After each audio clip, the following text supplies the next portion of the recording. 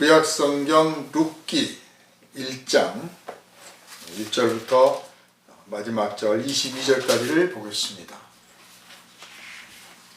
사사들이 치리하던 때에 그 땅에 흉년이 드니라. 유다 베들레헴의 한 사람이 그의 아내와 두 아들을 데리고 모압 지방에 가서 거류하였는데 그 사람의 이름은 엘리멜렉이요 그의 아내의 이름은 나오미요 그의 두 아들의 이름은 말론과 기련이니 유다 베들레헴 에브랏 사람들이더라.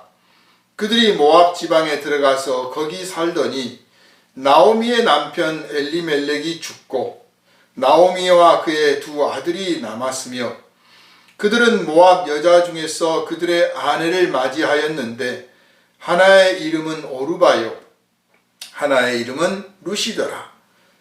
그들이 거기에 거주한 지 10년쯤에 말론과 기련 두 사람이 다 죽고 그 여인은 두 아들과 남편의 뒤에 남았더라.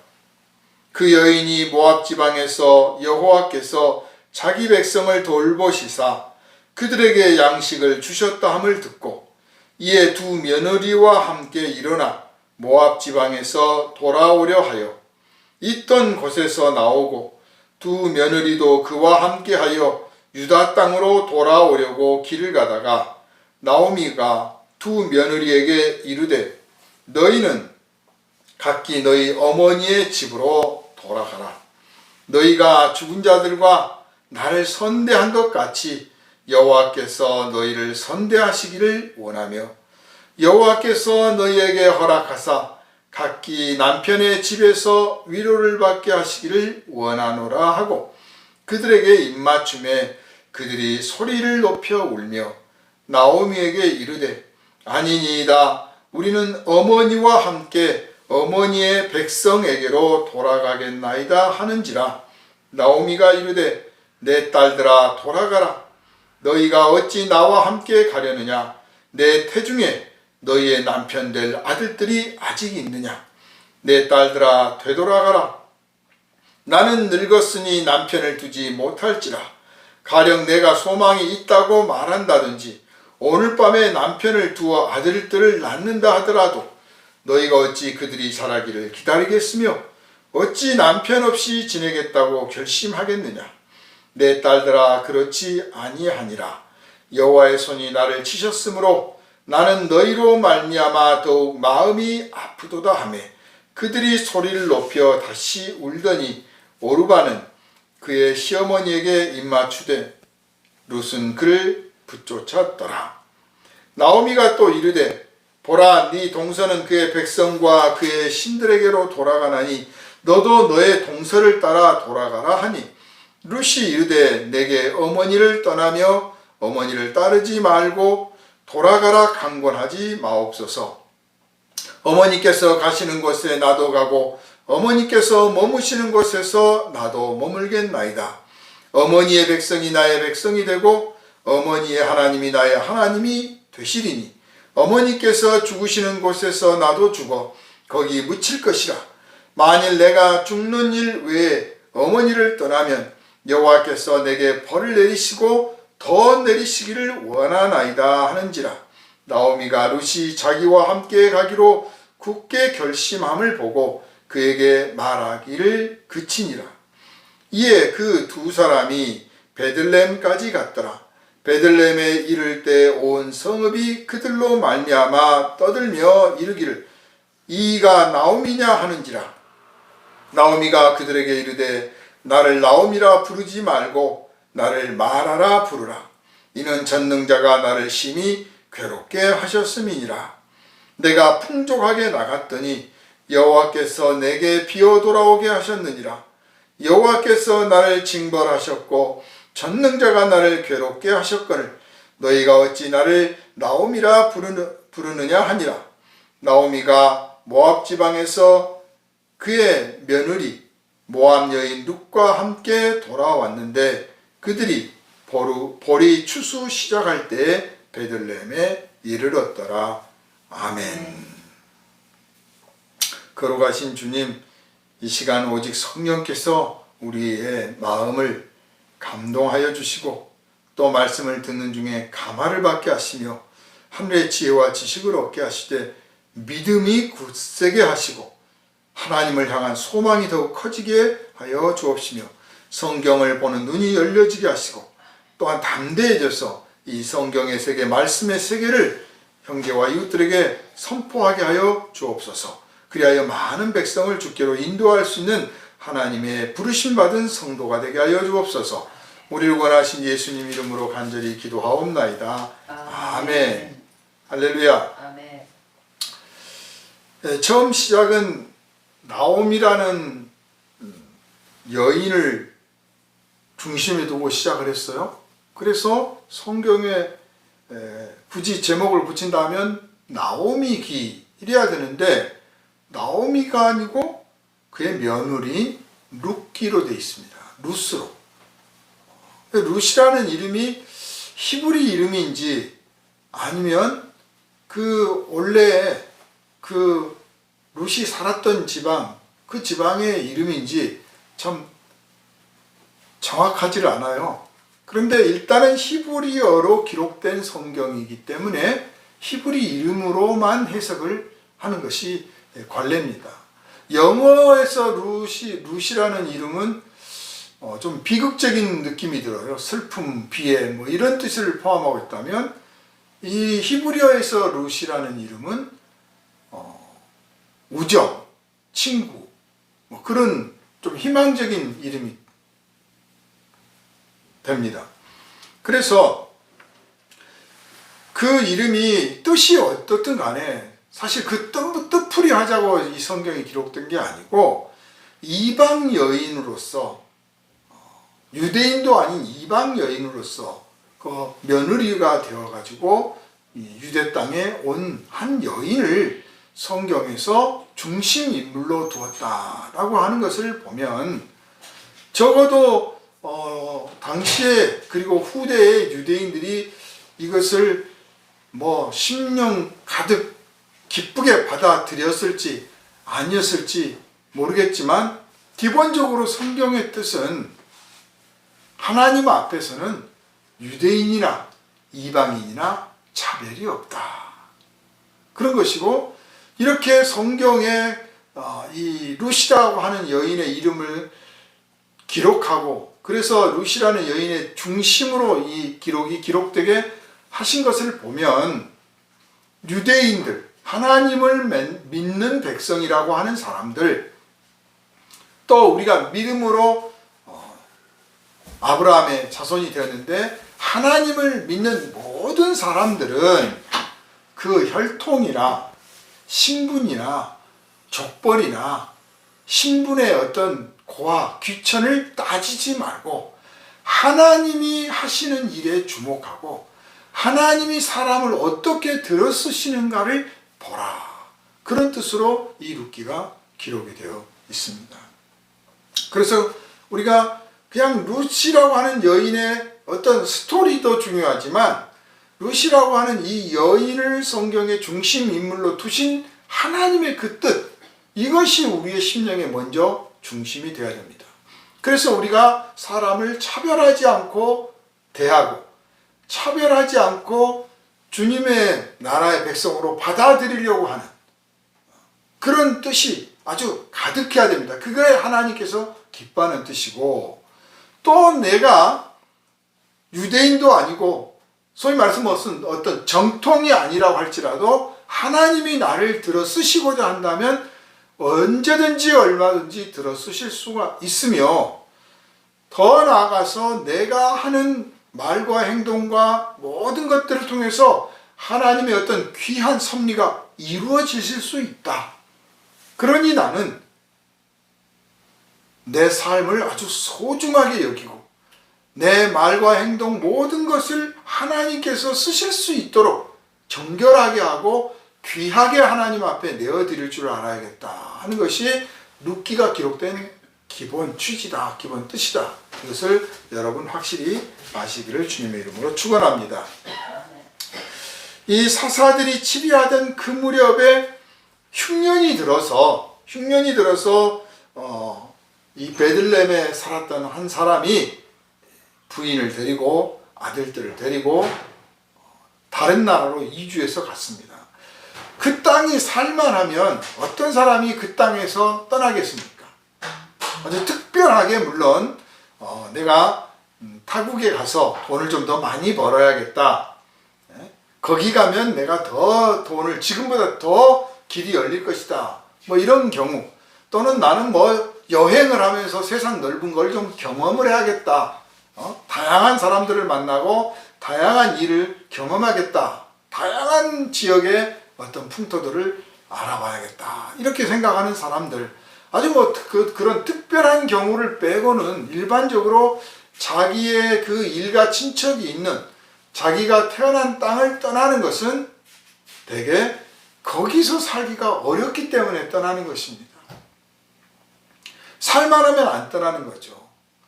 거기서 기득권 세력이 되고 누릴 건 누리는데 왜 구태여 낯선 땅에 가서 하겠습니까? 왜냐하면 새로운 곳에 가면 모든 게 새롭고 모든 게 새롭다고 하는 것은 사실은 매우 불편하고 때로는 고통스럽다고 하는 것이죠. 그래서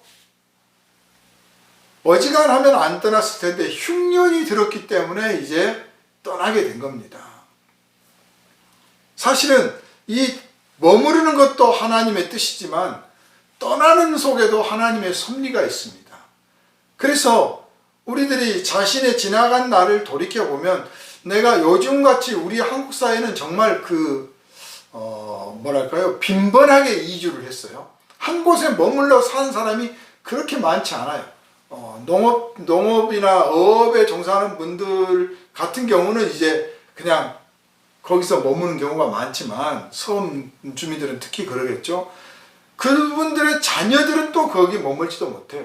이 도시화가 되고 근대화되고 현대화되고 하는 과정 속에서 전부 뭔가 좀 더 나은 세계를 향해서 떠났습니다. 좀 더 출세해보자, 성공해보자, 부자가 돼보자 해서 떠났던 거예요. 그러다 보니까 저 같은 경우도 어려서 지금까지 생각해보면 이사를 거의 100번은 했던 것 같은데 정말 부단히도 정착하지 못하고 이사를 다닙니다. 그러니 늘 마음에 평안이 없고 늘 외톨이가 된다는 느낌을 받는 거죠. 새로운 사람들을 만나는 것을 즐거워하고 거기서 호기심을 갖고 막 부딪히고 이런 성격이라면 그게 옮겨 다닐수록 재밌겠지요. 그러나 그렇지 않은 사람들은 매우 적응하기 힘들고 적응할 만하면 또 옮기고 그러는 겁니다. 그런데 돌이켜보면 그것들이 다 알고 보면 하나님께서 인도하시는 여정 속에 들어있었다라고 하는 고백을 드리게 됩니다. 그렇지 않았다면 오늘의 내가 있을 수 없었겠지. 그러니 그 모든 날들이 하나님께서 인도하시는 걸음이었다. 내가 물론 하나님 뜻에 순종해서 아주 하나님 보기에 칭찬할 만한 사람이 되었던 적도 한두 번 있었겠지만 대개의 경우는 불순종하고 오만하고 교만하고 게으르고 나태하고 아무튼 뭐 그러면서 오늘날까지 왔단 말이에요. 이 룻기에서 이 베들레헴에서 떠나온 이 사람 그냥 흉년 들어서 더 좋은 지방 가서 어떻게 좀 살아봐야겠다. 일단 살아야겠다고 생각하고 떠났는데 이것 또한 하나님의 섭리 속에 있었습니다. 그가 하나님을 믿는 백성이었던지 아니었던지가 중요한 게 아닙니다. 하나님을 믿지 않는, 고백하지 않는 백성이라도 하나님의 섭리 속에 들어있습니다. 하나님의 인도하심 속에 들어있습니다. 하물며 하나님의 자녀, 하나님의 백성은 하나님에게 길을 묻고 인도하심을 구하고 또 하나님께서 말씀하시는 뜻을 따라 순종해 나갈 때 그 길이 형통하고 그 길이 정말 하나님께서 인도하신 길임을 믿고 감사하며 찬양하고 그렇게 해서 하나님이 주시는 은혜를 누리고 산다는 것, 그 차이가 좀 있는 것이죠. 또 하나님께서 하나님의 자녀에게는 말 그대로 자녀에게 향하신 하나님의 더 큰 뜻이 있고 하나님의 계획이 있어서 누가 내 계획을 이룰 것이냐, 누가 내 뜻을 이룰 것이냐, 하나님 믿지 않는 그 사람들을 들어서 쓰시겠습니까? 쓰신다 하더라도 그들에게 기회를 얼마나 주시겠습니까? 이왕이면 하나님의 자녀, 하나님의 백성에게 더 많은 기회를 주시고 더 특별한 뜻을 품으시는 것이 당연한 것이고, 그래서 우리 하나님의 자녀들은 하나님의 인도하심을 시시때때로 느끼면서 하나님께 영광을 돌리게 되는 것입니다. 이렇게 떠나왔는데 그 사람의 이름은 엘리멜렉이었고 부인의 이름은 나오미였습니다. 그리고 두 아들의 이름은 말론과 기련인데 정말 이름만 올렸을 뿐 한 게 하나도 없어요. 이 내용을 보면 말론과 기련이란 이 두 사람은 죽었다. 죽어서 그 부인들이 다시 친정으로 돌아가느냐 안 돌아가느냐 그랬다 하는 거예요. 그런데 성경에 이 죽은 사건이, 이들은 그 살아서 한 일보다 죽었다고 하는 사건이 더 중요한 거예요. 우리가 적어도 살면서 하나님 앞에 기록될 만한 인생을 사는 것은 정말 본분이고 영광스러운 일입니다. 그러나 그렇게 혹시 못했더라도 우리의 죽음이 하나님의 어떤 뜻을 이룰 수 있는, 하나님의 이 생명책의 어떤 의미로 기록될 수 있는 그런 인생이 되기를 주님의 이름으로 축원합니다. 적어도 죽음만이라도 그래야 돼요. 그런데 아직 우리는 죽음이 눈앞에 와닿은 사람들은 아닙니다. 그러므로 우리 나머지 인생이, 우리의 삶의 여정이 여기에 기록될 수 있는 그런 복된 인생이 되었으면 좋겠다. 이런 소망을 품으시고 기도하시며 무릎 꿇어 헌신해 나가시기를 주님의 이름으로 부탁을 드리겠습니다. 이 두 아들들이 남편이 먼저 죽고 그리고 나서 두 아들들이 또 얼마 못 가서 죽었습니다. 그러니 이 나오미란 여인은 이제 여인의 몸으로서 타국당해서 정말 어떻게 해야 될지 모르는 상황이 된 거죠. 물려받은 재산이나 많으면 좋을 텐데 보나마나 낯선 나라에 가서 정착을 했으니 무슨 재산이 있겠습니까? 그러니까 과부가 된다고 하는 것은 거지가 된다는 말과 비슷한 거예요. 그런데 아들들이라도 있으면 어떻게 해보겠습니까? 아들들도 다 죽었으니 이제 새 과부, 새 거지꼴 된 여인들이 남은 겁니다. 그러니 거기서 머물 이유가 없는 거죠. 우리가 살면서 나아가야 될 때, 머물러야 될 때도 알아야 하겠지만 떠나야 될 때를 아는 것도 대단히 중요합니다. 겸손히 자기를 하나님 앞에 낮춰서 맡기고, 여기를 떠나야 되겠구나 할 때는 떠나야 되는 거예요. 남들은 다 떠나도 나는 남아야겠다, 나는 여기에 사명이 있다, 그러면 세상 다 떠나도 자기는 남아야 되는 거예요. 그런데 여기에 내 사명이 없다 그러면 미련 두지 말고 떠날 줄 알아야 돼요. 그게 지혜로운 겁니다. 그러니까 이 룻기는 자연스럽게 하나님의 섭리에 순응해 가는 사람이 어떤 결과에 이르렀는가를 보여주고 있는 거예요. 구약은 아직 성령을 받아서 성령의 인도하심을 받고 있는 그런 사람들이 없잖아요. 일부 선지자들만 성령께서 그 감동을 주시고 말씀을 주심으로 그냥 특별한 사명들을 감당하지, 하루 일생 모든 시간을 성령의 인도하심을 받을 수 있는 조건들이 주어지질 않았어요. 근데 오늘 우리는 성령을 받았어. 그래서 내 생각, 내 뜻, 내 감정만 있는 게 아니라 성령의 뜻, 성령의 감정을 알 수 있고 물을 수 있고 그 앞에 나를 복종시킴으로써 하나님 뜻에 순종해 나갈 수가 있는 거예요. 우리는 이 구약 성경 시대의 사람들과는 차원이 다른 삶을 살 수가 있는 거죠. 근데 이분들은 아직 그런 성령이 없기 때문에 그냥 삶의 형편대로 가는 거죠. 우리는 삶의 형편대로 가는 게 아니라 삶의 형편 속에서 하나님의 뜻을 묻고 그 뜻을 구하고, 그래서 그 뜻에 나를 순종시키는 거예요. 내 뜻을 거기에 복종시켜서 그냥 기분 좋게 복종만 하는 게 아니라 기분 안 좋아도 복종해서 하나님의 뜻을 이루어가는 것, 그게 우리 성도들, 성령 받은 성도들이 누리는 특권이고 본분인 것입니다. 그러나 이분들은 그렇지 못해서 그냥 형편대로 하는 거예요. 형편이 살 수 없는 형편이 되니까 이제 돌아가되 나는 원래 유대 땅에서 온 사람이니 내 친정으로 돌아가면 되겠는데, 그러면 생각해 보니까 이 사람들은 또 이 며느리들은 낯선 타국에 가는 거예요. 그러니 너희들도 니네 친정으로 돌아가라. 참 나오미란 이분이 굉장히 현명하고요, 가슴이 넓은 사람이에요. 그리고 요즘식으로 말하면 페미니스트예요. 여자로서 여성의 그 처지를 이해하고 있는 거예요. 너희가 과부로서 내 땅에 돌아가면 나는 원래 그 집안의 딸이니까, 그 마을의 딸이니 나를 냉대하진 않겠지만, 너희들은 가면 보나마나 과부인데 온갖 푸대접 다 당할 거고 무슨 일을 당할지를 알겠느냐 이거지. 그러니 친정으로 돌아가는 게 마땅하다.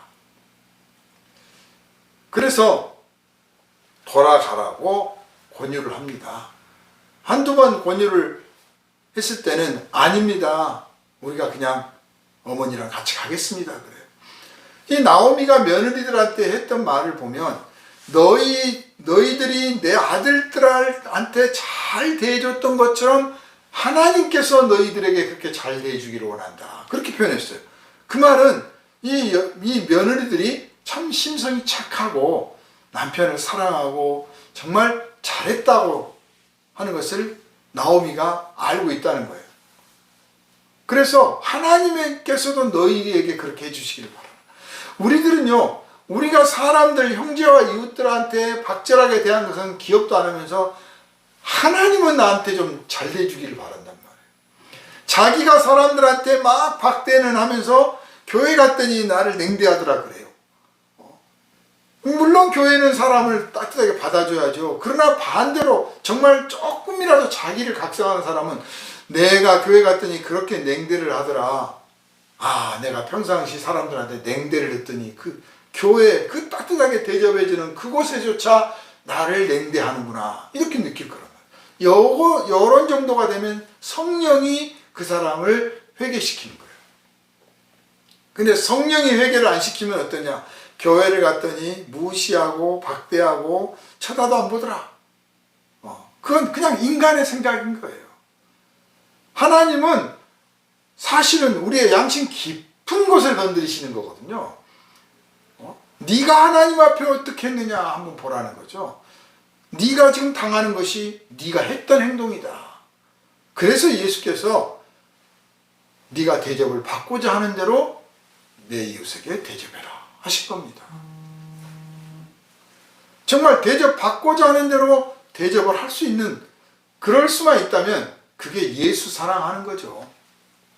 그러니까 너희들이 너희 남편, 내 아들들한테 했던 것 내가 기억하는데 정말 잘 대해줬는데 하나님께서도 너희들에게 그렇게 해주시기를 원한다. 또 비록 과부가 됐지만 새로운 남편들을 맞아서 거기서 사랑받고 살아봐라.